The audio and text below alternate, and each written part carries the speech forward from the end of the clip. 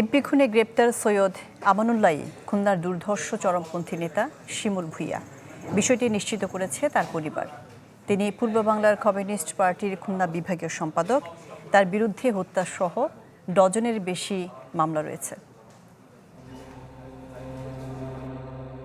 কলকাতায় টুকরো টুকরো করে খুন করা হয় ঝিনাইদহের এমপি আনোয়ারুল আজিমকে। এরপরই গ্রেপ্তার হয় বেশ কয়েকজন, যাদের একজন নিজেকে পরিচয় দিয়েছেন সৈয়দ আমানুল্লাহ হিসেবে। তার বাড়ি খুলনার ফুলতলার দামোদর গ্রামে। তবে পরিবারের সদস্যরা ছবি দেখে নিশ্চিত করেছেন আমানুল্লাহ নন, তিনি শিমুল ভূঁইয়া। জড়িত সন্দেহে গ্রেপ্তার করা হয় তার ভাতিজা তানভীর ভূঁইয়াকেও। বাড়িতে তল্লাশি চালিয়ে পাসপোর্টও জব্দ করে পুলিশ।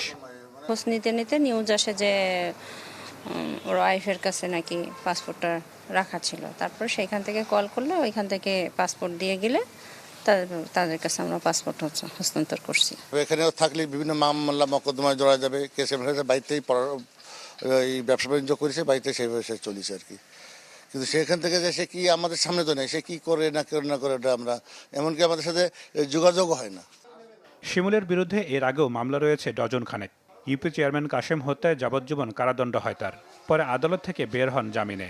ইমরান গাজী নামে আরেকজনকে হত্যার ঘটনায়ও একই সাজা হয় তার। সব হত্যা মামলার মাস্টার মাইন্ড শিমুল ভূঁইয়া। 3 জনের নামে যাবজ্জীবন সাজা হয়। সে সাজা খাটা কিছুদিন খাটছে, 8-10 বছর খাইতে হাইকোর্টে জামিন পেয়ে বের হয়েছে। পুলিশ বলছে শিমুলের বিষয়টি খোঁজ খবর নিচ্ছেন তারা। উনি তো অনেকদিন ধরে জেলে থাকার কারণে আমাদের অনলাইন ভিত্তিতে তেমন কোনো তথ্য পাওয়া যাচ্ছে না। তো আমরা ওই পুরো নথি ঘাঁটি ঘুটিয়ে দেখতে হবে, বুঝেছেন। জানা মতে ওনার আছে অনেক মামলা বিচারাধীন আছে, কিন্তু কোনো গ্রেপ্তারি পরোয়ানা নাই আমার থানায়, পেন্ডিং কোনো গ্রেপ্তারি পরোয়ানা নাই। 1986 সালে রাজশাহী বিশ্ববিদ্যালয়ে বাংলায় অনার্স করার সময় পূর্ব বাংলার কমিউনিস্ট পার্টিতে যোগ দিয়েছিলেন Shimul Bhuiyan. Desk report, channel 24।